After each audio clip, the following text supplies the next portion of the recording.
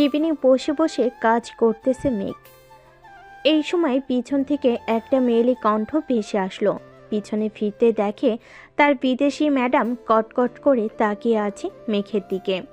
এদিকে মেঘ তো মনে মনে দোয়া দরুদ পড়তে শুরু করেছে, কারণ সে জানে এই বিদেশি ম্যাডাম যে কারোর কেবিনের সামনে গিয়ে দাঁড়ালেই তার কপাল পড়বে। এসব ভাবতে না ভাবতেই ঠাস ঠাস করে 3টা চর পড়ে গেল মেঘের গালে। মেঘ তার গালে হাত দিয়ে দাঁড়িয়ে আছে। পুরো অফিস নিস্তব্ধ, সবাই তাকিয়ে আছে মেঘের দিকে। মেঘ কি বলে সেই আশায়। বেশ কিছুক্ষণ পর মেঘ বলতে লাগলো, ম্যাডাম, আমার অপরাধটা কি? আপনি আমার গালে সকাল সকাল চড় মারলেন কেন? আমি আপনার কোন পাকা ধানে মই দিয়েছিলাম? What rubbish! আমার মুখে মুখে কথা বলা, আজকে তোকে চাকরি থেকে বের করে দিব। একটা কাজ দিলে ঠিকমতো করতে পারিস না। ম্যাম, তাই বলে সকাল সকাল আমার গালে চড় মেরে এই কথাটা বলতে হবে নাকি আপনার? এখন যদি আমি আপনার কিছু একটা করে ফেলি, তখন কি করবেন আপনি? মায়া তোতলাতে বলতে লাগলো। মানে আপনি কি করবেন? মেঘ একটানে তার ম্যাডামের হাত দুটো বুকের সাথে চেপে ধরে মায়ের ঠোঁটের সাথে লিপকিস করতে থাকলো। এটা দেখে তো পুরো অফিস থ। মেঘ এসব কি করতেছে? কেউ কিছু বুঝতে পারছে না। পাশের কেবিন থেকে এক আপু বলতে লাগলো, বেশ ভালোই হয়েছে, মেঘ ভাইয়া এবার উচিত একটা কাজ করেছে। এই রাগী বিদেশি ম্যাডামকে মেঘ ভাইয়াই ঠিক করতে পারবে। প্রায় 12 মিনিট লিপকিস করার পর মেঘ মায়াকে ছেড়ে দিয়ে বসে পড়ল চেয়ারে। এদিকে মায়া তো রাগে সাপের মতো ফুসফুস করতেছে। এমন সময় আবারও মেঘের গালে চড় পড়ে গেল 3টা। চড় দিয়ে মায়া আর ওইখানে থাকলো না, সোজা চলে গেল তার কেবিনে।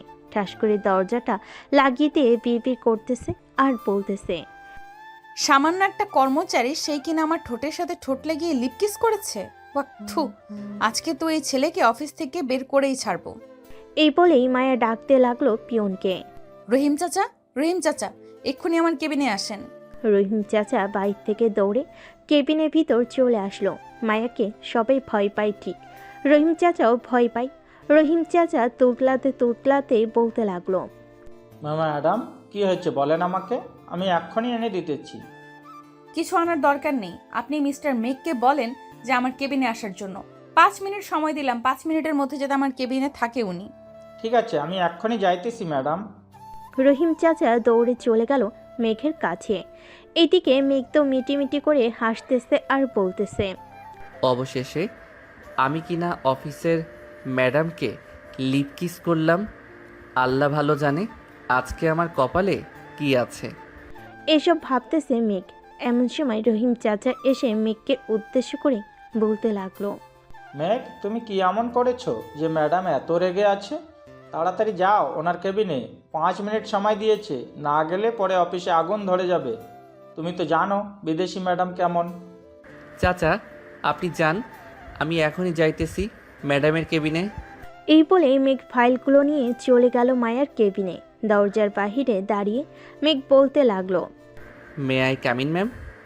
Yes, come in. মেঘ কেবিনের ভিতরে ঢুকতেই মায়া তার কেবিন থেকে একটা কলম নিয়ে মেঘের দিকে ছুঁড়ে মারল। মেঘ সাথে সাথেই কলমটা ধরে ফেলল আর মুচকি হাসল। Idiot, rubbish! এই নেন কাগজ, আপনাকে এই অফিস থেকে বের করে দেওয়া হলো। আপনি আর এই অফিসে চাকরি করতে পারবেন না। আপনার বেতন আর কাগজ। কি হলো, পাগলের মতো হাসতেছেন কেন? আপনি হয়তো এই অফিসে জয়েন করেছেন মাত্র 3 দিন হয়েছে। নিয়ম শৃঙ্খলা আপনি কিছুই জানেন না। আপনার চেয়ারের পাশে দেখেন বড় বড় করে নিয়ম কানুন লেখা আছে, একবার পড়ে আমাকে শোনান তো। মায়া একটু জোর জোরে পড়তে লাগলো। পড়া শেষ হতেই চিৎকার করে মেঘকে বলতেছে, রাবিশ জাস্ট! এই শৃঙ্খলার জন্য তোকে এই অফিস থেকে বের করতে পারলাম না, তবে উচিত শিক্ষা তো দিতে পারবো একটা। এই বলে মায়া মেঘের একটা হাত ধরে টেবিলের উপর রেখে কলম নিয়ে দিল সজোরে কুতো, কিন্তু কলমের পিন গিয়ে লাগলো মায়ের হাতে। বিদেশি মেয়েদের বুদ্ধি হাঁটুর নিচে থাকে আজকে বুঝলাম। তাড়াতাড়ি ডাক্তারের কাছে যান, না হলে ব্লাড বের হবে আরও বেশি। আর ফাইলগুলো রেখে গেলাম, আজকে কাজ শেষ আমার। এই বলে মেঘ চলে গেল। এইদিকে মায়া চিৎকার করতে করতে তার কেবিন থেকে বের হয়ে গেল নিচে। মায়াকে এইভাবে চিৎকার করতে করতে বের হয়ে যেতে দেখে পাশের কেবিন থেকে মেঘের কলিগ সজল ভাই বলতে লাগলো, ভাই ফাটিয়ে দিয়েছো তুমি, বিদেশি ম্যাডামের জন্য তুমি পারফেক্ট। তা কেবিনের ভেতরে কি হয়েছে একটু বলবে? তাহলে শুনেন কি হয়েছে। মেঘ সবাইকে সব কিছু বলতে লাগলো। বেশ কিছুক্ষণ বলার পর সব কলিগরা হাসাহাসি করতে লাগলো। দুপুর 2টা, সবাই কেবিনে বসে খাবার খাচ্ছে। এদিকে মায়া হাসপাতাল থেকে চলে গেছে তার বাসায়। কলিং বেল দিতেই তার মা শিউলি বেগম এসে দরজা খুলে দিতেই মায়াকে দেখতে পেল। মায়ের হাতে ব্যান্ডেজ দেখে চমকে গিয়ে বলতে লাগলো, তোর হাতে কি হয়েছে? ব্যান্ডেজ করা কেন? আম্মু, আমি আর এই বাংলাদেশে থাকবো না, আমি কালকেই ইউএসএ চলে যাব। ওইখানেই আমার ভালো লাগে। বাংলাদেশে এসেছি 7 দিন হয়েছে, 3 দিন হয়েছে অফিসে গিয়েছি। অফিসের ফাজিল একটা ছেলে আমার সাথে প্রতিনিয়ত বেয়াদবি করে। আজকে তাকে মারতে গেছিলাম, কিন্তু উল্টো আমি মায়া আর কিছু বলতে পারল না, কান্না করতে করতে চলে গেল তার রুমে। এদিকে শরীফ চৌধুরী বুঝতে পারছে এটা কার কাজ, তাই ফোন দিল অফিসে মেঘের কাছে। মেঘ কয়েকবার রিং হতেই মেঘ ফোনটা রিসিভ করে সালাম দিল। আসসালামু আলাইকুম স্যার, হঠাৎ এই সময় ফোন দিলেন যে? মায়া তোমার সাথে কি করেছে? স্যার, সামান্য একটু ভুল হয়েছে ফাইলে, ওইটা নিয়ে আমাকে অনেক কথা শুনিয়েছে এবং আমার হাতে কলম ঢুকিয়ে দিতে গেছিল, কিন্তু ওনার হাতেই লেগে গেছে। ও আচ্ছা, ঠিক ব্যাপার। আচ্ছা তুমি রাগ করো না মেঘ, মায়া বিদেশ থেকে বড় হয়েছে, তো বাংলাদেশে এসেছে মাত্র 7 দিন হয়েছে। কার সাথে কেমনভাবে চলতে হবে এটা সে বুঝতে পারছে না, তুমি একটু মানিয়ে নিও। ঠিক আছে স্যার, রাখলাম তাহলে এখন। ফোনটা কেটে দিয়ে বসে রইল। দেখতে দেখতে রাত 8টা বেজে গেছে। অফিস ছুটি দিয়ে দিছে। মেঘ তার বাইক নিয়ে সোজা চলে গেল তার বাসায়। কলিং বেল দিতেই মেঘের ছোট বোন মিষ্টি এসে দরজা খুলে দিল। মেঘকে দেখে জোরে চিৎকার করতে করতে বলতে লাগলো, আম্মু গো, আপু গো, তোমার ছেলে কোন মেয়ের সাথে রুম ডেট করে এসেছে গো। তাড়াতাড়ি এসে দেখে যাও তোমার ছেলের কি অবস্থা হয়েছে গো। আরে মিষ্টি, এসব কি যাতা বলতেছিস তুই? মিষ্টির চিৎকার শুনে মেঘের আব্বু আম্মু দৌড়ে চলে আসলো দরজার সামনে। মেঘকে ঘুরিয়ে ফিরিয়ে দেখে বলতে লাগলো, বাবা তুই এই কাজটা করতে পারলি? আমাদের বললে কি আমরা বিয়ে দিয়ে দিতাম না? তুই এটা কেন করলি বাবা? আরে আম্মু, কি হয়েছে বলবা তো? আর এই মিষ্টি, তুই কি শুরু করলি? প্রত্যেকটা দিন একটা না একটা বাহানা না করে আম্মু আব্বুর কাছে আমাকে বকানা শুনিয়ে শান্তি পাস না? যেটা সত্যি আমি তো সেটাই বলেছি ভাইয়া। তুমি কোন মেয়ের সাথে খষ্টি নষ্টি করেছো? তোমার ঠোঁটে মেয়েদের লিপস্টিক লাগানো কেন? বলো বলো, আমাদের উত্তর দাও। না মানে আম্মু। বাবা তুই কোন মেয়ের সাথে ফষ্টি নষ্টি করেছিস আমাদের বল, আমরা তোকে ওই মেয়ের সাথে বিয়ে দিয়ে দেব। একবার বল বাবা। আরে আম্মু সরো তো, ফ্রেশ হয়ে আসি আগে, এরপর বলতেছি কি হয়েছে আমার সাথে। এই বলে মেঘ সবাইকে ধাক্কা দিয়ে সরিয়ে দিয়ে চলে গেল তার রুমে। ফ্রেশ হয়ে চলে আসলো নিচে। খাবার টেবিলে বসতে বসতে বলতে লাগলো, তাহলে শোনো কি হয়েছে আমার সাথে। এরপর মেঘ সব কিছু বলল তার পরিবারকে। সব কিছু শোনার পর তো সবাই পুরাই থ হয়ে আছে। এদিকে মিষ্টি মিটমিট করে হাসতে হাসতে বলতে লাগলো, ভাইয়া, তোমার বিদেশি ম্যাডাম বেশি সুন্দরী নাকি? সুন্দরী হলে আমার কোনো সমস্যা নেই, ভাবি তো ডাকাই যায়। কি বলো আম্মু? সেটা তো সমস্যা নেই, তবে মেয়েটাকে একবার দেখতে পারলে ভালো হতো। মেঘ তুই এক কাজ করিস, মেয়েটাকে নিয়ে আমাদের বাসায় চলে আসিস একদিন, দেখবো। আম্মু ধরে নাও, এটাই তোমাদের বৌমা হবে। এখন খাবার দাও, খুব ক্ষুধা লাগছে আমার। রেহেনা বেগম খাবার দিয়ে দিল মেঘকে। মেঘ খাওয়া দাওয়া করে চলে গেল তার রুমে। বিছানায় বসে ফেসবুক স্ক্রলিং করতেছে। এমন সময় মায়ের আইডি তা সামনে পেল। আইডির নাম মায়া চৌধুরী, হাতে একটা বিড়াল নিয়ে দাঁড়িয়ে আছে, প্রোফাইল পিক দেওয়া। মেঘ কি যেন মনে করে তার আইডিতে ঢুকলো। কিছুক্ষণ দেখার পর ফেসবুক থেকে বের হয়ে ফোনটা চার্জে লাগিয়ে ঘুমিয়ে গেল। এদিকে মায়া ফোনে কথা বলতেছে তার বান্ধবীদের সাথে। কিরে মায়া, কি অবস্থা তোর? মুখ এমন শুকনো মরিচ হয়ে আছে কেন? মনে হয় আজকে তেল দিয়ে মরিচটা গরম করিস নাই। কিয়া, ফাজলামি করবি না। আমি আছি টেনশনে। আব্বুর অফিসের একটা দুষ্টু ছেলে আছে, আজকে সে আমাকে। আজকে সে তোকে পড়ে কি বললো, কি হয়েছে? কিছু না, ঘুমা এখন। আমিও ঘুমাই, কালকে অফিসে যাইতে হবে। এই বলে মায়া ঘুমিয়ে গেল। পরের দিন সকালে মেঘ ঘুম থেকে উঠে ফ্রেশ হয়ে চলে গেল অফিসে। গিয়ে দেখে সবাই কাজ করতেছে। মেঘ তার ডেস্কে বসতেই রহিম চাচা এসে বলতে লাগলো, মেঘ, তোমাকে মায়া ম্যাডাম ডাকতেছে, বলেছে এক্ষুনি যাওয়ার জন্য। এত সকালে আবার কিসের জন্য ডাকতেছে? অফিসে আসতে না আসতেই আবার ডাক পড়লো কেন? আচ্ছা চাচা, আপনি যান, আমি যাইতেছি। রহিম চাচা চলে গেল। এইদিকে মেঘ ব্যাগপত্র রেখে সোজা চলে গেল মায়ের কেবিনে। দরজার বাহিরে দাঁড়িয়ে বলতে লাগলো, may I come in ma'am? Yes, come in. বসেন চেয়ারে, আপনার সাথে কিছু বোঝাপড়া আছে। আমার সাথে বোঝাপড়া ঠিক আছে, শুনি কি বোঝাপড়া করবেন। তবে একটা কথা, নিজের পায়ে আবার নিজেই কুড়াল মাইরেন না, এটা মনে রাখবেন। মায়া কিছু বলল না। একটা ফাইল বের করে মেঘের সামনে দিতে মেঘ ফাইলটা দেখতে লাগলো। ফাইল দেখা শেষ হতেই বলতে লাগলো, কি হয়েছে ম্যাডাম? ফাইল তো সব কিছুই ঠিক আছে, তাহলে এই ফাইলটা আবার দিলেন কেন আমাকে? কালকে এই ফাইলের জন্য তুই আমার ঠোঁটে কিস করেছিস, তাই না? আজকে দেখ আমি কি করি তোর। এই বলে মায়া তার চেয়ার থেকে উঠে চলে আসলো মেঘের সামনে। আস্তে আস্তে শাড়িটা খুলতে লাগলো। এদিকে মেঘ তো ড্যাপ ড্যাপ করে তাকিয়ে আছে মায়ের নাভির দিকে। কি এইভাবে দেখতেছেন? এখন আমার শাড়িটা খুলে ফেলে দিই আর চিৎকার করি, তখন আপনার মান সম্মান কোথায় যাবে ভাবতে পারতেছেন? ওয়েট ওয়েট ম্যাডাম, এত তাড়াহুড়ো করতেছেন কেন? জাস্ট 5 মিনিট ওয়েট করেন, দরজাটা লাগিয়ে দিয়ে আসি, এরপর যা ইচ্ছা তাই করেন, তাতে আমার কোনো যায় আসবে না। তবে একটা কথা, মেঘ তার নিজের ঠোঁট কামড়ে ধরে রেখেছে। এটা দেখে মায়া তাড়াতাড়ি করে তার নিজের শাড়ি ঠিক করে তুতলাতে বলতে লাগলো, এই এমনভাবে তাকিয়ে কি দেখতেছিস? একদম কাছে আসবি না বলে দিলাম। কাছে না আসলে জমবে নাকি ম্যাডাম? আপনি যেহেতু চিৎকার করবেন, সেহেতু আপনাকে একটু আদর করে নেই, এরপর না হয় চিৎকার করেন। এই বলে মেঘ চেয়ার থেকে উঠে আস্তে আস্তে করে মায়ের দিকে এগিয়ে যেতে লাগলো। এদিকে মায়া এক পা করে পিছিয়ে যেতে লাগলো আর বলতে লাগলো, এই কাছে আসবি না বলে দিলাম।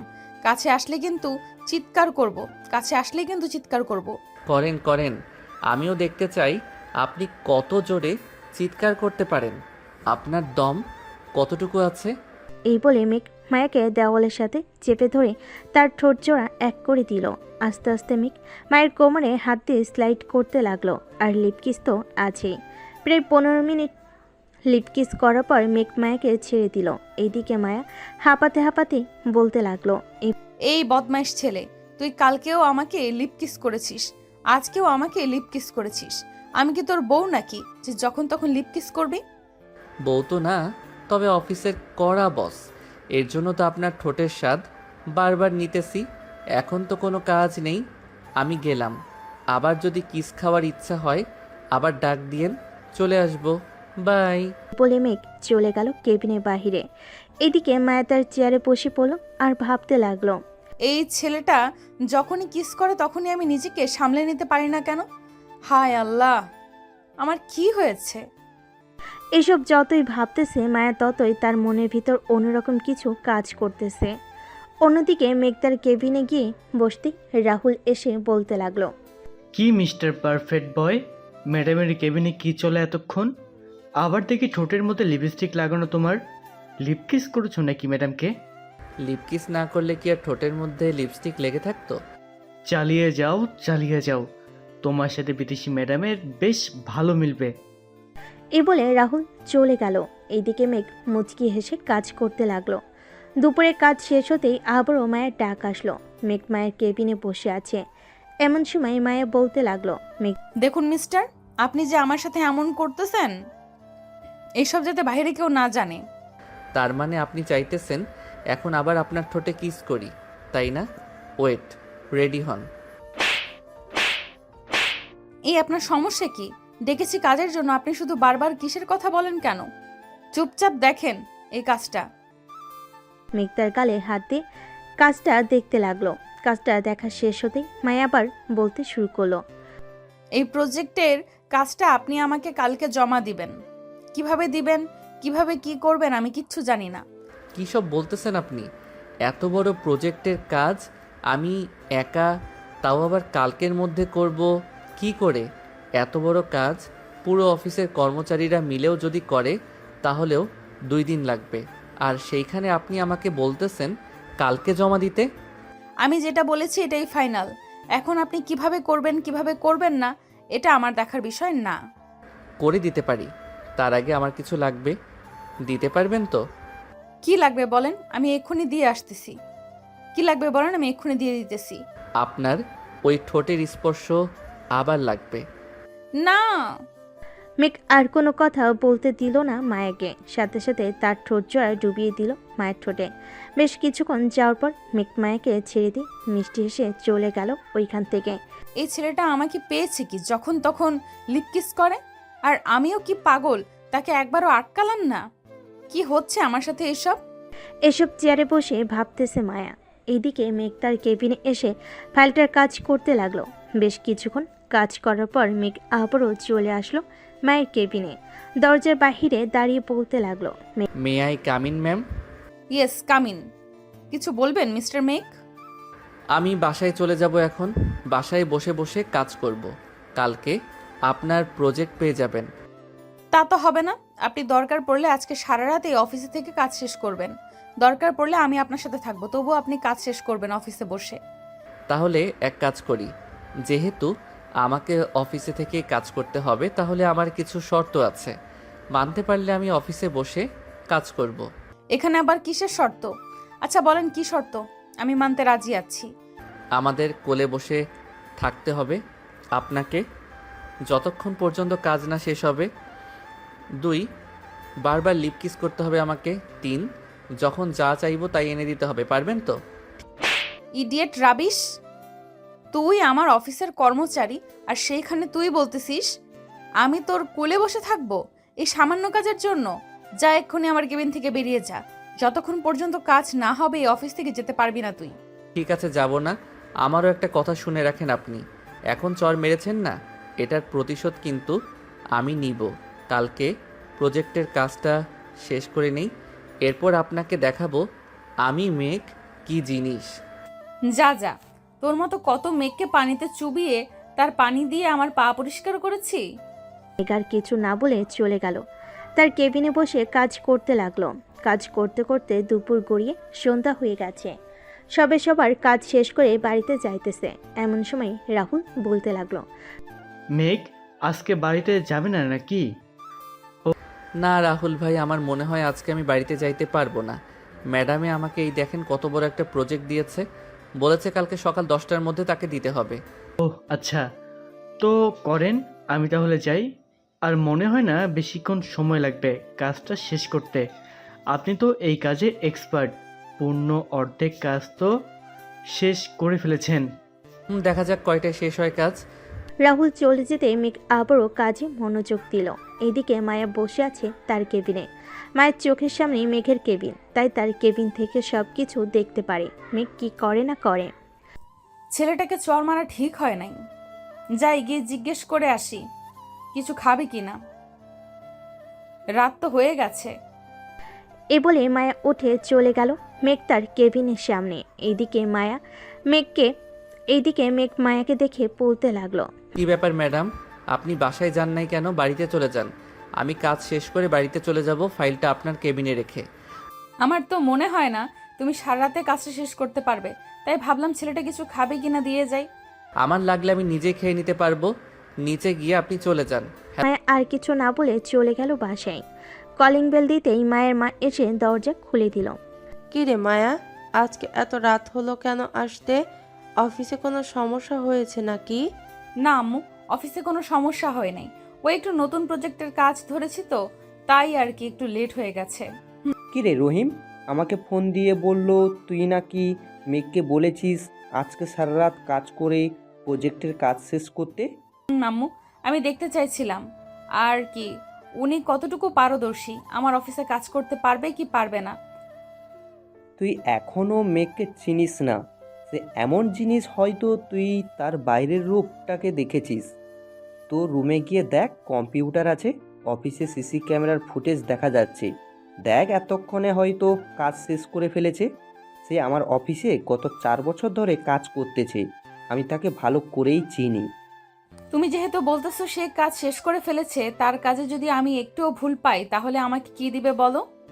তুই যেটা চাইবি এটাই দিব, আর যদি কাজে কোনো ভুল না পাস আমি যা চাইবো তাই হবে, মানা করতে পারবি না কিন্তু। ঠিক আছে, ডান। মায়া আর কিছু না বলে চলে গেল তার রুমে। দরজাটা লাগিয়ে ফ্রেশ হয়ে এসে কম্পিউটারের সামনে দাঁড়াতে দেখতে পেল মেঘ ফাইলটা নিয়ে তার কেবিনে ঢুকতেছে। টেবিলের উপর রেখে সিসি ক্যামেরার সামনে দাঁড়িয়ে বলতে লাগলো, হ্যালো ম্যাডাম, কাজ শেষ। আপনি কালকে এসে দেখে নিয়েন। আর আমি কালকে আসবো না অফিসে। যদি ভুল থাকে তাহলে আপনার আব্বু মানে আমার বসকে বললেন, উনি ঠিক করে দিবে। এই বলে মেঘ মুচকি হাসি দিয়ে চলে গেল ওইখান থেকে। এইদিকে মায়া তো পুরো অবাক, কারণ 120 কোটি টাকার প্রজেক্টের কাজ সে নিমিষেই শেষ করে ফেলেছে। এইসব ভাবতেছে এমন সময় মায়ের আব্বু বলতে লাগলো, কিরে, অবাক হচ্ছিস নাকি? অবাক হওয়ার কথা। চল আমার সাথে নিচে, এখন খাবার খাবি। খাবার খাইতে খাইতে তোকে ছোট্ট একটা গল্প বলবো নে। আব্বু চলো। মায়া তার আব্বুর সাথে চলে গেল নিচে, খাবার টেবিলে বসে খাবার খাচ্ছে। এমন সময় মায়ের আব্বু বলতে লাগলো, তোকে আমি বিদেশে পড়ালেখা করিয়েছি, কখনো কষ্ট পেতে দিই নাই। যখন যা চেয়েছিস তখনই তাই দিয়েছি।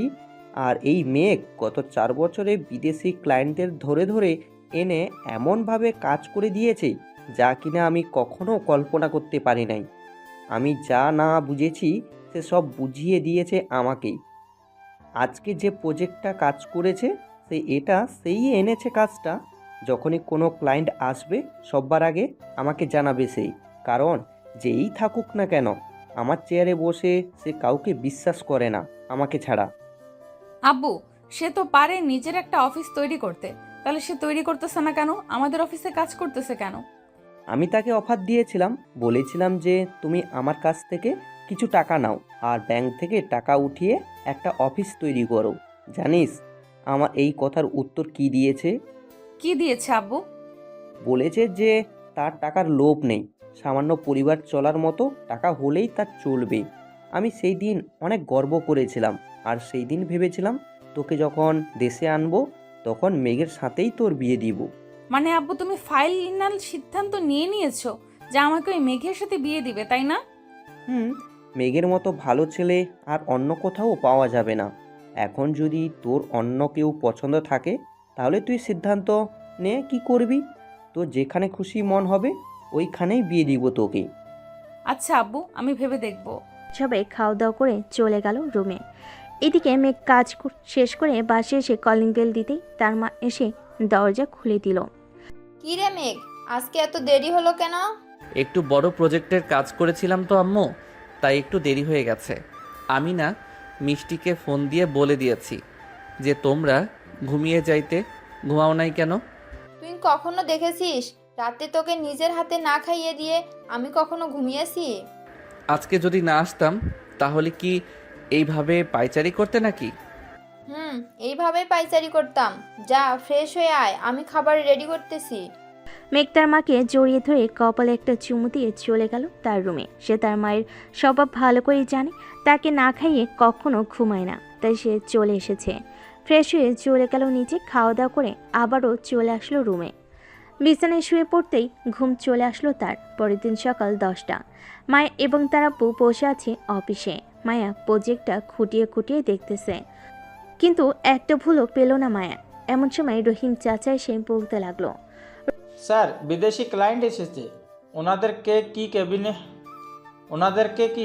কেবিনে নিয়ে আসবো? ওনাদের কেবিনে নিয়ে আসো। রহিম চাচা চলে গেল নিচে, ক্লায়েন্টদেরকে নিয়ে চলে আসলো কেবিনের ভিতর। প্রজেক্টটা দেখে ক্লায়েন্টরা অবাক হয়ে বলতে লাগলো, Miss Maya, I want to meet the person who did the work so beautiful. Sir, this was done by an employee in my office. He is at home now and will not be coming to the office today. Okay, then we will come tomorrow to meet him. And here is your 120 crore taka. And we will give a reward to the person who did the work. Okay sir, come and get him tomorrow at 10 AM। ক্লায়েন্টরা তাদের project নিয়ে চলে গেল।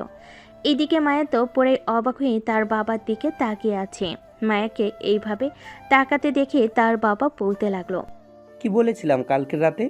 আজকে মেঘ যদি না থাকতো এই অফিসও মনে হয় না থাকতো। সো তুই একটু ভেবেচিন্তে আমাকে জানাস। এখন তাহলে আমি বাড়িতে যাই।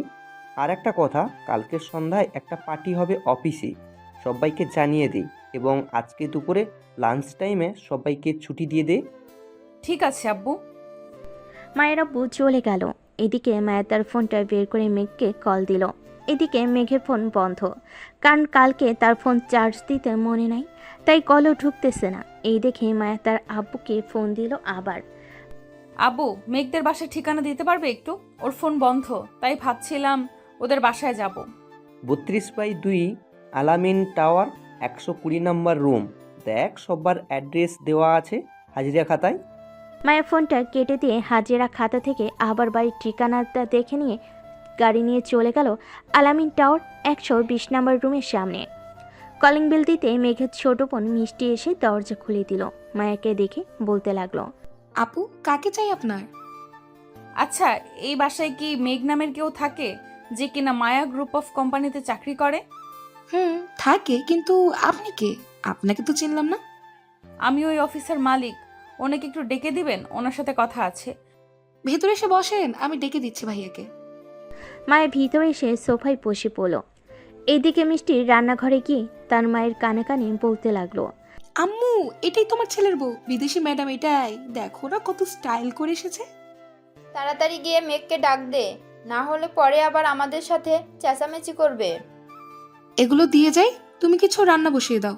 উনি আমাদের বাড়িতেই প্রথম এসেছে, ওনাকে না খাইয়ে ছেড়ে দেওয়া যায় নাকি? তুই এইগুলো দিয়ে যা, আমি রান্না বসিয়ে দিতেছি। মিষ্টি কিছু ফল আর কয়েকটা মিষ্টি দিয়ে যে তার ভাইয়ের রুমে যেতে যাবে, এমন সময় পিছন থেকে মায়া বলে উঠল, যদি কিছু মনে না করো, তোমার ভাইয়ের রুমটা যদি আমাকে দেখিয়ে দাও, আমি তোমার ভাইকে ডেকে আনতাম। ওই যে লাল পর্দা দিয়ে ঢাকা একটা দরজা, ওইটাই। ভাইয়া ঘুমোচ্ছে। ধন্যবাদ।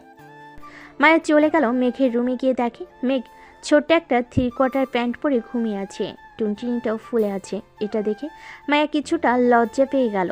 আস্তে আস্তে করে মেঘের কাছে এসে বলতে লাগলো, এই মেঘ, ওঠো, সকাল হয়েছে, ওঠো তাড়াতাড়ি। মিষ্টি, ডিস্টার্ব করতেছিস কেন? ঘুমাতে দে একটু। আজকে অফিস নেই, একটু ঘুমাই শান্তিতে। তোমার ঘুম আমি বের করতেছি, দাঁড়াও। এই বলে মায়া মেঘের ঠোঁটজোড়া কামড়ে ধরে লেবুর মতো চুষতেছে। এমন সময় মেঘ বিছানা থেকে লাফ দিয়ে উঠে বসলো। মায়াকে দেখে অবাক হয়ে বলতে লাগলো, ম্যাডাম, আপনি এখানে কি করেন? ফোন দিয়েছিলাম তোমার ফোনে, ফোন বন্ধ বলেছে, তাই তো তোমার বাসায় চলে এসেছি। তা কিস কেমন লাগছে? আরেকটা দিব নাকি? দরকার নেই আমার কিসের। আপনি তাড়াতাড়ি বাড়ি থেকে চলে যান, আম্মু আব্বু দেখলে সমস্যা হবে। কোনো সমস্যা নেই, তোমার পরিবারের সবাই আমাকে দেখেছে। কাছে আসো, যান, আর একটু চুমু দেই, আর এই টুনটুনিটা একটু ভালোভাবে যত্ন করো। কি আবোল তাবোল বলতেছেন ম্যাডাম? আমাকে কিস করে এখন আবার বলতেছেন আমার টুনটুনিকে ভালো করে আদর যত্ন করতেছে? তো কি বলবো, এটাই যে মেয়েদের ভবিষ্যৎ। এখন কাছে আসো, আর একটা লিপ কিস করি। এই বলে মায়া বিছানায় উঠে মেঘকে ধাক্কা দিয়ে ফেলে দিয়ে তার উপরে উঠে মেঘের ঠোঁটজোড়া তার দখল করে নিল। বেশ কিছুক্ষণ এভাবে থাকার পর হঠাৎ কারোর কাশির শব্দে ঘোর কাটল তাদের। কাশির শব্দ পেয়ে মায়া তাড়াতাড়ি করে মেঘের ওপর থেকে উঠে গেল। দরজার দিকে তাকাতে দেখতে পেল মিষ্টি দাঁড়িয়ে মিটমিট করে হাসতেছে। এটা দেখে মায়া তাড়াতাড়ি করে চলে গেল নিচে। এদিকে মিষ্টি তার ভাইয়ের কাছে এসে শরীরের সাথে শরীর ঘষা দিয়ে বলতে লাগলো, কি ভাইয়া, এখনই অবস্থা বিদেশি ম্যাডামকে দেখে? ভাবছিলাম রোমান্টিক হবে না, কিন্তু এখন তো দেখি তোমার থেকেও বেশি রোমান্টিক বিদেশি ম্যাডাম। ইস, কিসগুলো সেই ছিল, ফোন থাকলে ছবি তুলে রাখতাম। তুই যাবি এখান থেকে নাকি এখন লাত্তি খাবি তুই? যাচ্ছি, সব তো দেখিয়ে ফেলেছি। এখন যদি আমাকে বকা দাও তাহলে আমি সবাইকে বলে দিব। আর জানোই তো আমার কথা সবাই বিশ্বাস করে। কাউকে বলার দরকার নেই বইন, এখন তুই তোর রুমে যা, আর না হয় নিচে গিয়ে মায়া ম্যাডামের সাথে গল্প কর। আমি ফ্রেশ হয়ে আসতেছি। মিষ্টি চলে গেল। এদিকে মেঘ ফ্রেশ হয়ে এসে দেখে মিষ্টি সবার সাথে বসে গল্প করতেছে। মেঘও তাদের সাথে যোগ দিল। দুপুরে খাওয়া দাওয়া করে মায়া মেঘের মায়ের পায়ে ধরে সালাম করে চলে গেল। বাহ মেঘ, মেয়েটা তো অনেক লক্ষ্মী আছে রে। ভাবছিলাম বিদেশি হবে, অনেক দেমাগ থাকবে, কিন্তু কিছুই নেই তার মধ্যে। আম্মু, কিন্তু একটা সমস্যা পোশাকের। এটা সমস্যা নেই, কয়েকদিনের মধ্যে পরিবর্তন হয়ে যাবে। তুই শুধু তার বাবা মাকে বলে দিবি, তাহলেই হবে। ঠিক আছে আম্মু, এখন তোমরা থাকো, আমি গিয়ে ঘুমাই। মেঘ চলে গেল তার রুমে। বিছানায় শুয়ে পড়তে আবারও ঘুমের দেশে পাড়ি জমালো। এদিকে মায়াও চলে গেল। বাসায় রাতের পার্টিতে সবাই এসেছে। মায়ের আব্বুর হাতে মাইক নিয়ে বলতে লাগলো, আমার এই অফিসটা এগিয়ে নিয়ে গেছো তোমরা, তবে বিশেষ করে বেশি এগিয়ে নিয়ে গেছে মেঘ। সে আমার অফিস তৈরির পর থেকেই আমাকে ক্লায়েন্ট আনতে সাহায্য করেছে। মেঘ কালকে অফিসে আসবে, তোমার সাথে বিদেশি ক্লায়েন্টরা কথা বলবে। এই নাও মাইক, সবার উদ্দেশ্যে কিছু বলো। সবাইকে আমার সালাম, আসসালামু আলাইকুম। আমি ছোট থেকে শিখেছি কর্ম করে খেতে হবে। আমার বাবা কখনোই অসৎ কাজ শিখায় নাই। আমি যা শিখেছি তাতে আলহামদুলিল্লাহ। আমি চাইলে কিন্তু নিজের নামে একটা অফিস তৈরি করতে পারতাম, কিন্তু করব না, কারণ আমার এত টাকার দরকার নেই। পরিবার চলার মতো টাকা হলেই এনাফ। মেঘের কথা শুনে সবাই হাততালি দিতে লাগলো। পার্টি শেষে মেঘ চলে গেল বাসায়। কলিং বেল দিতেই তার আম্মু এসে দরজা খুলে দিল। মেঘ সোজা তার রুমে চলে গেল। বিছানায় শুয়ে পড়তে তার ঘুম চলে আসলো। পরদিন সকালে মেঘ অফিসে কাজ করতেছে। এমন সময় বিদেশি ক্লায়েন্টরা আসতে লাগলো। মেঘের সাথে কথা বলে মেঘকে 10 লক্ষ টাকার একটা চেক ধরিয়ে দিয়ে চলে গেল। সবাই খুশি। দেখতে দেখতে 1 মাস কেটে গেল। মেঘ তার রুমে বসে আছে। এমন সময় মিষ্টি এসে বলতে লাগলো, ভাইয়া, তোমার অফিসার বস এসেছে, নিচে যেতে বলছে। কি বলিস? এই সময় বস এসেছে? চল তো দেখি গিয়ে। মেঘ আর মিষ্টি চলে গেল নিচে। গিয়ে দেখে মায়ের আব্বু বসে আছে। তাকে দেখে মেঘ বলতে লাগলো, স্যার, আপনি হঠাৎ এই সময় আমার বাসায় কোনো সমস্যা হয়েছে নাকি? তেমন কোনো সমস্যা হয় নাই, আমি একটা বিশেষ কারণে এসেছি। বিশেষ কারণটা কি স্যার? মায়ার তো বয়স হয়ে গেছে, আমার একটা মেয়ে, আমি চাই তোমার সাথে বিয়ে দিতে। তুমি যদি রাজি থাকো তাহলে আমি তোমার আব্বু আম্মুর সাথে কথা বলবো। স্যার, আপনার মেয়ে কি আর এই ছোট বাসায় থাকতে পারবে না? আপনি অন্য জায়গায় দেখেন, আশা করি খুব ভালো হবে। উনিও সুখে থাকবে, আপনারাও সুখে থাকবেন। মায়া রাজি আছে এই বাসায় থাকতে। মায়া নিজেই আমাকে পাঠিয়েছে যে তোমার পরিবারের সাথে কথা বলার জন্য। সব তো বুঝলাম, কিন্তু এখন আমি বিয়ে করতে পারবো না। আমার ঘরে একটা বোন আছে, তাকে বিয়ে দিব, এরপর আমি বিয়ে করব। আর ততদিনে আপনার মেয়েকে পাল্টাতে হবে। আমার মেয়েকে পাল্টাতে হবে মানে? বুঝলাম না।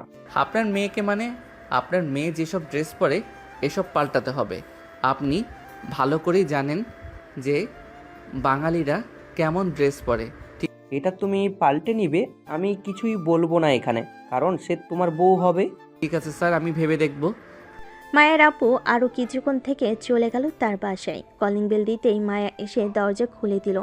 মায়া তার আব্বুকে দেখে বলতে লাগলো, আব্বু, মেঘ কি বলেছে? সে রাজি তো হয়েছে, তবে একটা কথা বলেছে, তোর এই ড্রেস পরা বাদ দিয়ে বাঙালি মেয়েদের মতো ড্রেস পরতে হবে। যদি পারিস তাহলে সে বলেছে ভেবে দেখবে। ঠিক আছে, কাল থেকেই আমি ড্রেস চেঞ্জ করব। এই বলে মায়া চলে গেল তার রুমে। পরের দিন সকালে অফিসে সবাই কাজ করতেছে। এমন সময় একটা বোরকা পরা মেয়ে ঢুকলো অফিসে। সবাই তো হতবাক, কারণ আজ পর্যন্ত এইভাবে কেউ ঢুকে নাই অফিসে।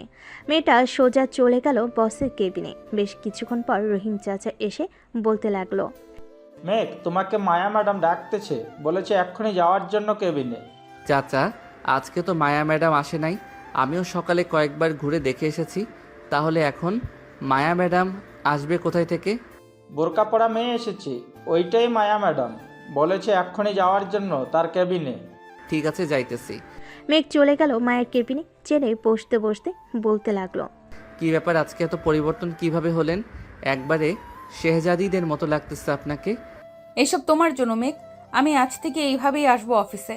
আর একটা কথা, আমি তোমাকে বিয়ে করতে চাই, যত তাড়াতাড়ি সম্ভব আমাকে নিয়ে যাও। এখন বিয়ে করব না, আমি মিষ্টিকে বিয়ে দেওয়ার পর বিয়ে করব।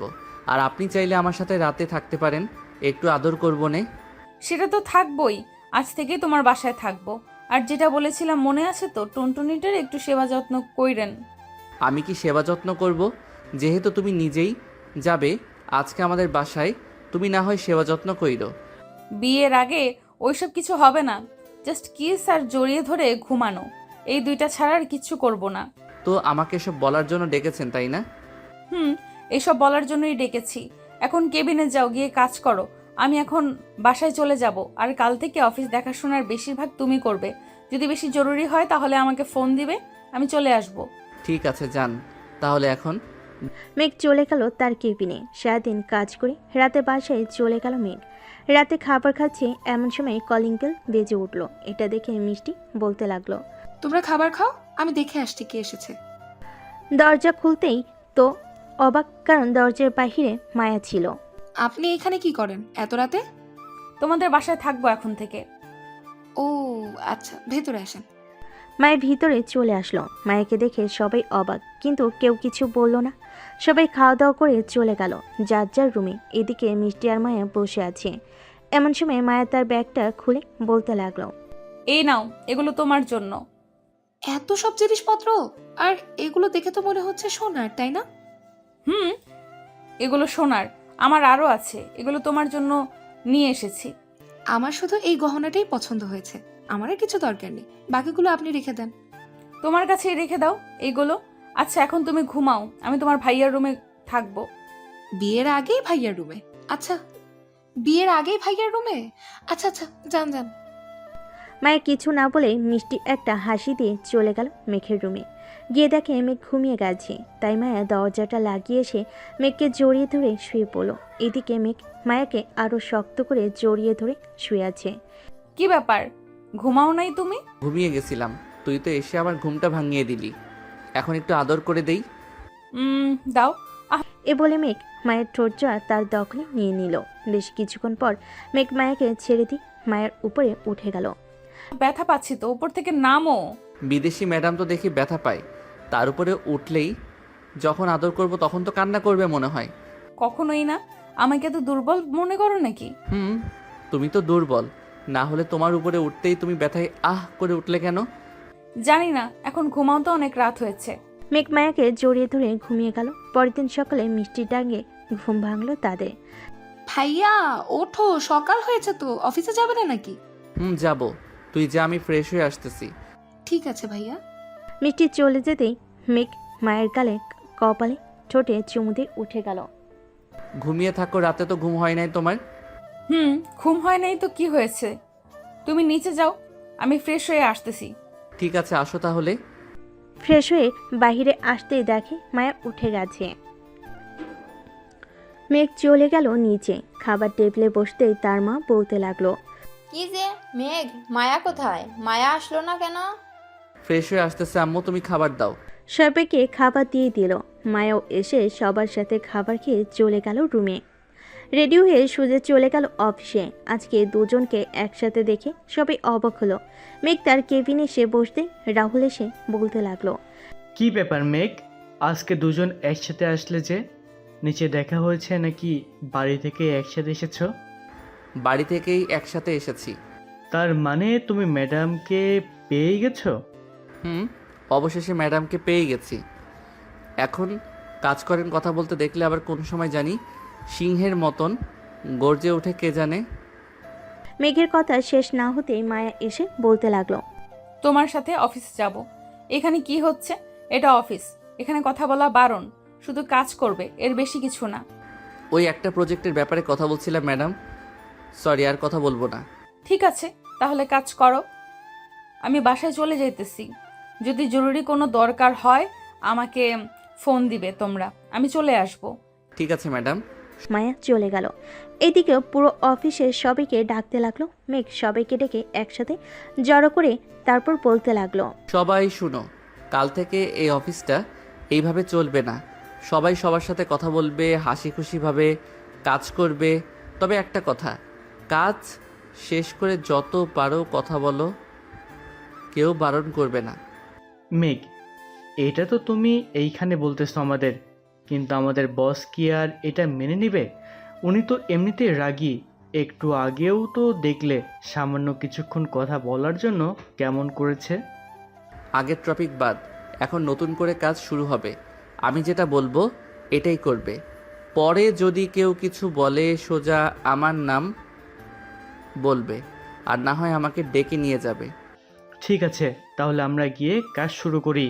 এই বলে সকল কর্মচারীরা কাজ করতে লাগলো। বেশ কিছুক্ষণ পর কাজ করার পর সবাই খাবার খেতে চলে গেল। দেখতে দেখতে কেটে গেল 2 দিন। রাতে খাওয়া দাওয়া করে মেঘ বিছানায় শুয়ে আছে। এমন সময় মায়া আসলো। মেঘকে শুয়ে থাকতে দেখে বলতে লাগলো, কি ব্যাপার, এত তাড়াতাড়ি শুয়ে পড়ছো কেন? ওঠো, গল্প করবো ছাদে গিয়ে। এখন গল্প করা লাগবে না, অনেক রাত হয়েছে। আর কালকে অফিসে জরুরি একটা মিটিং আছে, ওইটাতেও ভালো করে কথা বলতে হবে। ও আচ্ছা, তো ঘুমাও। এই বলে মায়াও মেঘকে জড়িয়ে ধরে ঘুমিয়ে পড়ল। পরদিন সকালে দুজনে ঘুম ভাঙতে ফ্রেশ হয়ে অফিসের জন্য রেডি হয়ে চলে গেল। অফিসে গিয়ে দেখে সবাই চলে এসেছে। মেঘ তার কেবিনে ঢুকতেই হঠাৎ কোথা থেকে যেন একটা মেয়ে এসে মেঘকে জড়িয়ে ধরে। এটা মায়া দেখে ফেলেছে। এদিকে মেঘও কিছু বলতেছে না মেয়েটাকে। বেশ কয়েক মিনিট পর মেয়েটা মেঘকে ছেড়ে দিতে মেঘ বলতে লাগলো, কিরে আয়শা, পাগল হয়ে গেছিস তুই? এটা অফিস, যখন তখন তুই এইভাবে জড়িয়ে ধরলে যদি কেউ দেখে ফেলে তখন কি হবে? তুই আমার বেস্ট ফ্রেন্ড, তোকে আমি যখন তখন জড়িয়ে ধরতেই পারি, তাতে কার কি আসে যায়? কারো তো কোনো কিছু আসে যায় নাই, তবে এখন তো কী হাল হবে এটা নিয়ে চিন্তিত আমি। মায়া ম্যাডাম হয়তো অলরেডি দেখে ফেলেছে তুই আমাকে জড়িয়ে ধরেছিস।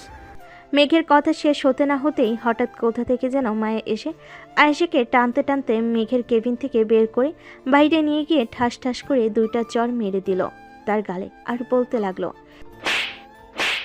এই মেয়ে, এই অফিসটা কি তোমার বাবার যে যখন খুশি যাকে খুশি জড়িয়ে ধরবে? মিস মায়া, মুখ সামলে কথা বলুন। মেঘ আমার বেস্ট ফ্রেন্ড, অনেকদিন পর তাকে দেখেছি, তাই জড়িয়ে ধরেছি। আর আমি তাকে জড়িয়ে ধরলে আপনার সমস্যা কি? আমার অনেক সমস্যা আছে, আর যদি কখনো দেখি এমন করতে তাহলে মিস্টার মেঘ আপনাকে চাকরি থেকে বরখাস্ত করা হবে। এ বলে মায়া চলে গেল। মায়ের চোখের কোণে পানি দেখা যাইতেছে। মায়া চলে যেতে মেঘ আয়েশাকে উদ্দেশ্য করে বলতে লাগলো, দেখেছিস, তোর জন্য আজকে ম্যাডাম আমাকে ভুল বুঝেছে। সবাইকে ডেকে এনেছি কাজের জন্য। তুই কি না যা, তুই গিয়ে মিটিং রুমে অপেক্ষা কর, একটু পর আসতেছি সবাই। ঠিক আছে, যাচ্ছি। আয়েশা চলে যেতে মেঘ হাঁটা দিল মায়ের কেবিনের দিকে। বেশ কিছুক্ষণ যাওয়ার পর মেঘ মায়ের কেবিনে ঢুকলো। ঢুকতে দেখতে পেল মায়া কান্না করতেছে। আরে তুমি কান্না করতেছো কেন আয়েশা? জাস্ট আমার বেস্ট ফ্রেন্ড, আর কিছুই না। হয়েছে, আর বলতে হবে না। ওই মেয়ের সাথে রং তামাশা করে এখন আবার আমার সাথে কথা বলতে এসেছে। যাও গিয়ে ওই মেয়ের সাথে কথা বলো। মেঘ মায়াকে উঠিয়ে জড়িয়ে ধরে বলতে লাগলো, আমি শুধু তোমার বোন, আমি শুধু তোমারই থাকবো। চলো, সবাই চলে এসেছে, এখন মিটিং রুমে যাওয়া যাক। চলো। আর যদি কখনো দেখি কোনো মেয়েকে তোমাকে জড়িয়ে ধরেছে, ওই দিন তোমার খবর চ্যানেলে ছেড়ে দেব। আচ্ছা, ছেড়ে দিও, এখন চলো। মেঘ আর মায়া চলে গেল। অফিসের সবাই আছে এইখানে। মেঘ প্রথমে মায়ের সাথে সবাইকে পরিচয় করিয়ে দিতে লাগলো। বেশ কিছুক্ষণ পরিচয় করিয়ে দেওয়ার পর মেঘ সবাইকে কাজটা বুঝাতে লাগলো। দীর্ঘ 2 ঘন্টা মিটিং করার পর মিটিং শেষ হলো। সবাই একে একে চলে যেতে লাগলো। এদিকে আয়েশা আবার মেঘের সামনে এসে মেঘকে জড়িয়ে ধরতে যাবে। এমন সময় মায়া মেঘকে ধাক্কা দিয়ে সরিয়ে দিতেই আয়েশা সোজা মাটিতে পড়ে গেল। আয়েশাকে মাটিতে পড়ে যেতে দেখে সবাই হাসাহাসি করতেছে। আরো জড়িয়ে ধরবি নাকি অন্যজনের জামাইকে? এখন দেখ কেমন লাগে, জড়িয়ে ধর, আরো ধর। এই বলে মায়া মেঘের হাত ধরে টানতে টানতে নিয়ে চলে আসলো তার কেবিনে। দরজাটা লাগিয়ে দিয়ে মেঘকে জড়িয়ে ধরে তার ঠোঁটে চুমু দিল একটা। এখন চুমু দিয়েছো, এখন যদি আমি লিপ কিস করি তখন কি হবে? করো, আমি কি মানা করেছি নাকি লিপ কিস করতে না করতে? এটা দেখে মেঘ মায়ের কোমরে ধরে আস্তে আস্তে টেবিলের উপর বসিয়ে দিল। আস্তে আস্তে মায়ের ঠোঁটের সাথে তার ঠোঁট জোড়া এক করে দিল। বেশ কিছুক্ষণ পর হঠাৎ দরজায় কড়া নাড়ার শব্দে ঘোর কাটলো তাদের। মেঘ তাড়াতাড়ি করে একটা ফাইল নিয়ে চেয়ারে বসে পড়ল। এদিকে মায়া নিজেকে ঠিক করে দরজা খুলতে দেখতে পেল বাইরে দাঁড়িয়ে আছে তার আব্বু। হঠাৎ করে তার আব্বুকে দেখে বলতে লাগলো, কি ব্যাপার আব্বু, তুমি হঠাৎ এই সময় এখানে আসলে যে? কোনো সমস্যা হয়েছে নাকি? সমস্যা হয়নি, অফিসে কিছু কাগজপত্র আছে, ওইগুলো নিতে এসেছিলাম। ও ভেতরে আসো। মায়ের আব্বু ভিতরে যেতেই দেখতে পেলেও মেঘ বসে বসে কাজ করতেছে, তাই কিছু না বলে কাগজপত্রগুলো নিয়ে চলে গেল। এদিকে মায়া আবারও দরজা লাগিয়ে এসে বসে পড়লো চেয়ারে। যাও মুখটা ধুয়ে আসো, ঠোঁটে লিপস্টিক লেগে আছে তোমার।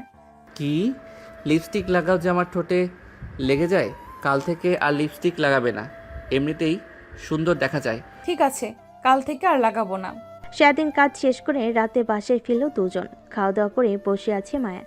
এমন সময় মিষ্টি এসে বলতে লাগলো, ভাবি ভাইয়াকে একটু বলবা যে বাহির থেকে ফুচকা এনে দিতে, অনেক ফুচকা খেতে ইচ্ছে করছে।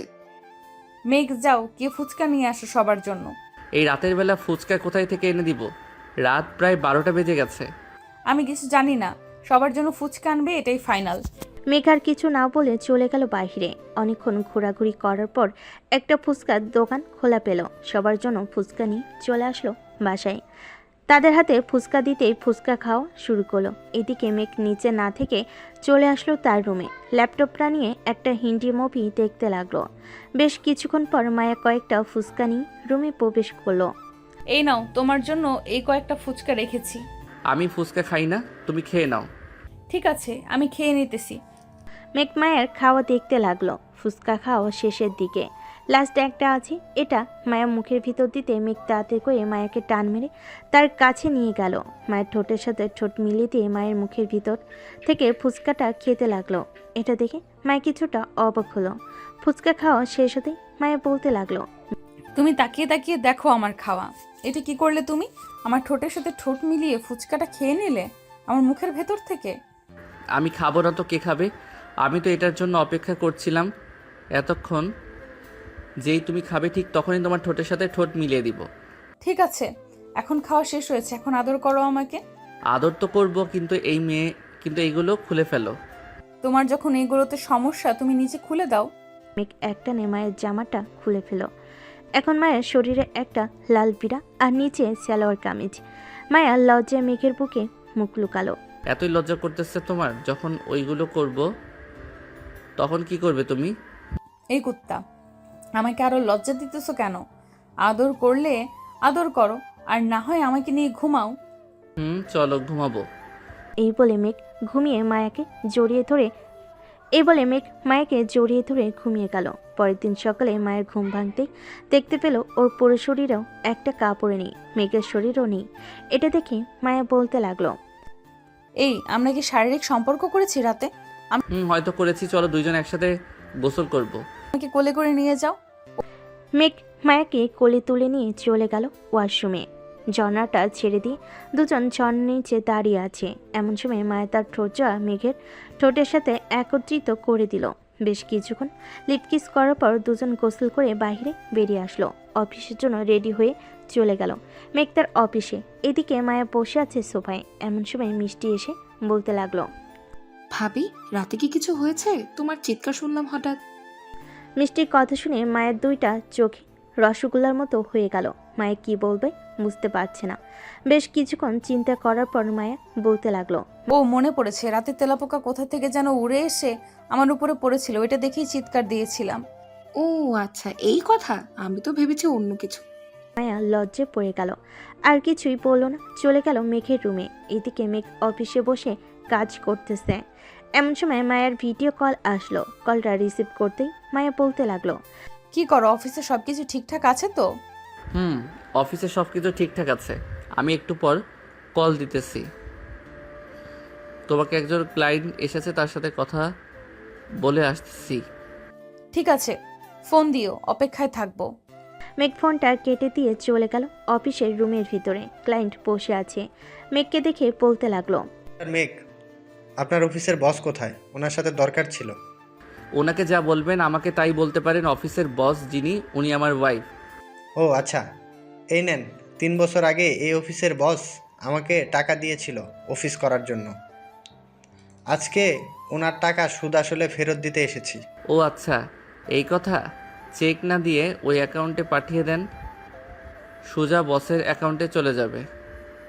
ঠিক আছে। আর আমিও চাইছিলাম এই অফিসে কিছু কাজ দিতে। চারপাশে গুঞ্জন শোনা যাইতেছে এই অফিসের কাজ অনেক ভালো। আমিও দেখতে চাই কতটা ভালো কাজ। ঠিক আছে, আপনার কাজ দিয়ে যাইয়েন, কাজ করার পর না হয় পেমেন্ট দিয়েন, কোনো সমস্যা নেই। আপনার কাজ ভালো পাইলেই ভালো। ঠিক আছে, এখন তাহলে আমি যাই। কালকে এসে তোমাদের সাথে সব কিছু বুঝে শুনে এরপর কাজ দিব।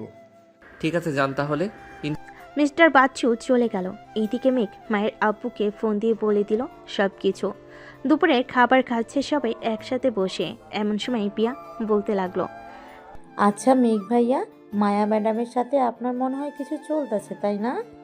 আরে চলতেছে বলতে গেলে ভুল হবে, ওনাদের বিয়ে হবে সামনে, কি বলো? ইনশাল্লাহ বিয়ে হলে আপনারা তো দাওয়াত পাবেন। ইনশাল্লাহ বিয়ে হলে আপনারা তো দাওয়াত পাবেন আর জানতেই পারবেন। ঠিক বলেছ, যখন বিয়ে হবে তখন জানতে পারবো। মেঘ খাওয়া দাওয়া শেষ করে চলে গেল মায়ের কেবিনে। চেয়ারে বসে মায়াকে ফোন দিল। বেশ কিছুক্ষণ পর মায়ের ফোনটা রিসিভ করতেই দেখতে পেল মিষ্টি বসে আছে মায়ের পাশে। কি ভাইয়া, ভাবিকে ছাড়া এক মুহূর্ত থাকতে পারো না নাকি? তা না, অফিসের একটা ফাইল খুঁজে পাচ্ছিলাম না, তাই ফোন দিয়েছিলাম। মায়া, তোমার টেবিলে যে লাল একটা গোলাপ ছিল ওইটা কোথায়? ওইটা তো ড্রয়ারের ভেতরে। চাবি তো আমি নিয়ে এসেছি। খুব জরুরি নাকি? খুব জরুরি না, কালকে একটু কাজ আছে, ওই ফাইলটা একটু লাগতো। তুমি সন্ধ্যা মিষ্টিকে নিয়ে চলে এসো অফিসে, তখন ফাইলটা নিয়ে নিবনে। আর কিছুক্ষণ না হয় ঘোরাঘুরি করব। ঠিক আছে, তাহলে কাজ করো তুমি। রাখলাম এখন। মায়া ফোনটা রেখে দিল। রাতে মেঘ কাজ শেষ করে মায়া আর মিষ্টিকে নিয়ে কিছুক্ষণ ঘোরাফেরা করে চলে গেল বাসায়। কলিং বেল দিতেই মেঘের আম্মু এসে দরজা খুলে দিল। কি রে, এত রাত পর্যন্ত ঘোরাঘুরি করতে বলেছে কে? এখন রাস্তাঘাটের পরিবেশ জানা নেই নাকি তোদের? আম্মু কিছুই হবে না, তুমি এত চিন্তা করো কেন? যা ফ্রেশ হয়ে আয়, আমি তোদের জন্য খাবার রেডি করতেছি। মায়া আর মেঘ চলে গেল তাদের রুমে। এইদিকে মিষ্টু চলে গেল তার রুমে। ফ্রেশ হয়ে এসে খাওয়া দাওয়া করে সবাই বসে আছে। এমন সময় কলিং বেল বেজে উঠল। তোমরা বসো, আমি দেখে আসতেছি এত রাতে কে এসেছে।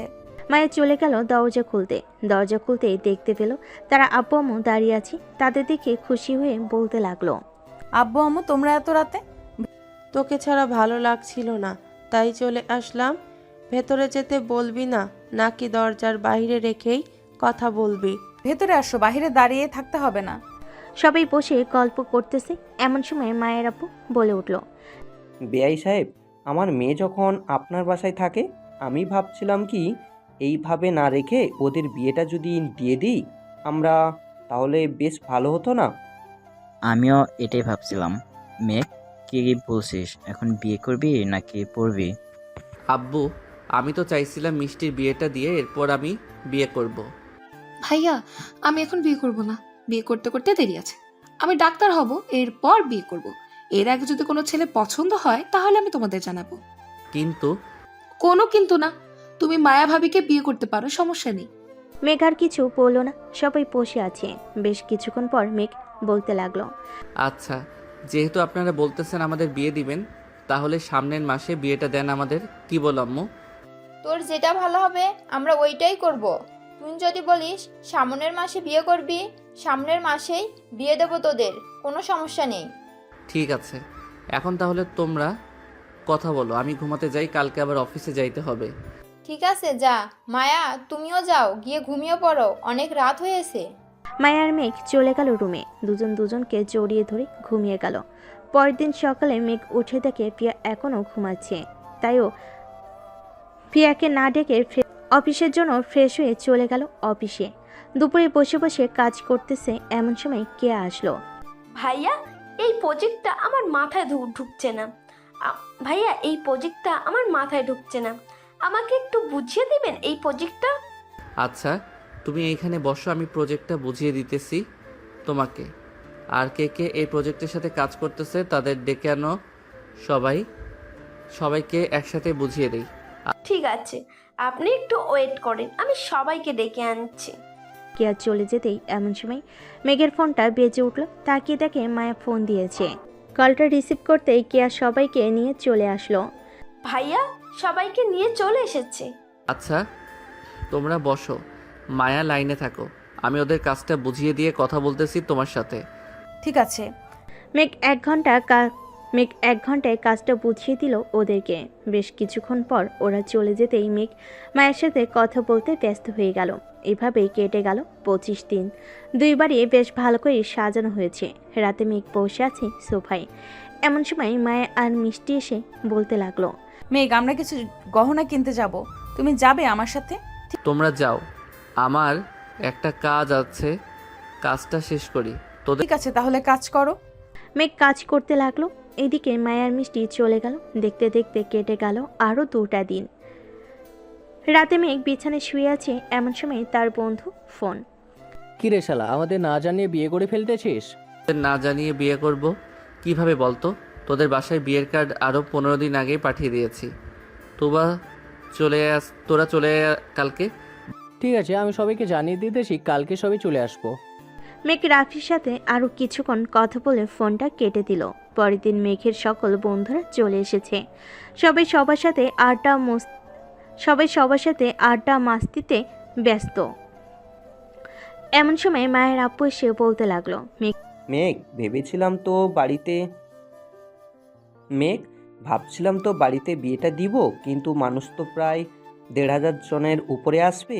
এখন ভাবতেছি কমিউনিটি সেন্টারে বিয়েটা দিতে তোমাদের। বাড়িতেই হবে, একদিনে এত কিছু করা যাবে না কমিউনিটি সেন্টারে।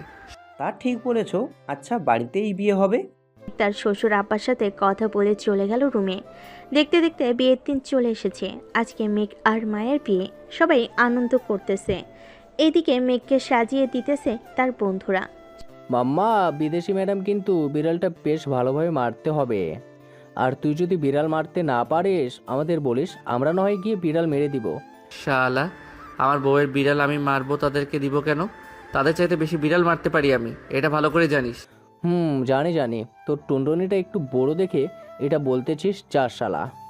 সবাই হাসি তামাশা করতে করতে রেডি হয়ে গেল। দুপুর 2টা। সবাই চলে গেল মায়েদের বাসায়। গেট আটকিয়েছে মেঘের শালা শালিরা। তাদের সাথে মজা করতেছে সবাই। বেশ কিছুক্ষণ পর সবাই চলে গেল ভিতরে। খাওয়া দাওয়া শেষ করে সবাই কাজের জন্য অপেক্ষা করতেছে। এমন সময় কাজই আসলো। বেশ কিছু নিয়ম কারণ মেনে তাদের বিয়েটা হয়ে গেল। সন্ধে তাদের বিদায় দিয়ে দিল। মেঘ মায়াকে নিয়ে চলে আসলো বাসায়। গাড়ি থেকে নামতেই মায়াকে বরণ করে দিয়ে চলে গেল ঘরে। এদিকে মেঘ চলে আসলো ছাদে। সবার সাথে আড্ডা দিতে লাগলো। মামা, এটা রাখ, আজকে রাতে হয়তো কাজে আসবে না, কালকে রাতে কাজে আসবে। সকালে যাতে তোর বউকে খুঁড়িয়ে খুঁড়িয়ে হাঁটতে দেখি, আর যদি না হয় ভাববো তুই বিড়াল মারতে পারিস নাই। দেখে নিস। এসব বলে মজা করতেছে সবার সাথে। দেখতে দেখতে রাত 2টা বেজে গেল। এমন সময় মিষ্টি এসে বলতে লাগলো, ভাইয়া তাড়াতাড়ি রুমে যাও, অনেক রাত হয়েছে, আম্মু আসলে কিন্তু অনেক বকা দিবে। যাইতেছি। এই বলে মেঘ তার বন্ধুদের কাছ থেকে বিদায় নিয়ে চলে গেল বাসর ঘরে। দরজাটা লাগিয়ে খাটের কাছে যেতেই মায়া নিচে নেমে সালাম করলো। বাহ, আমার বিদেশি বউটা তো দেখি অনেক রোমান্টিক হয়ে গেছে। আমার রোমান্টিক বর থাকতে আমি রোমান্টিক হব না, এটা কোনো কথা হলো? এখন আদর করো। এটা বলতেই মেঘ মায়াকে ধাক্কা দিয়ে বিছানায় ফেলে দিল। আস্তে আস্তে মেঘ মায়ের ঠোঁটে, মুখে, গলায় সব জায়গায় কিস করতেছে আর একটা একটা করে কাপড় খুলতেছে। বেশ কিছুক্ষণ এভাবে যাওয়ার পর মায়া বলতে লাগলো, ওই এখন আদর করো, আমি আর থাকতে পারবো না। করতেছি তো। আজকে তোমাকে এমন আদর করব যাতে কালকে কোমর নিয়ে সোজা না হতে পারো। ইস, কি যে বলো না। এই বলে মেঘ মায়াকে আদর করতে লাগলো। মায়া ব্যথায় উফ আহ শব্দ করতে লাগলো। থাক, বাকি কিছু শুনতে হবে না, এখন জায়গা আমি। আমার কেমন কেমন যেন লাগতেছে তাদের বাসর ঘরের কথা শুনে। আজকের পর্বটা এই পর্যন্ত। আবারও দেখা হবে নতুন কোনো গল্পে। ততক্ষণ সবাই ভালো থাকবেন, সুস্থ থাকবেন। ধন্যবাদ।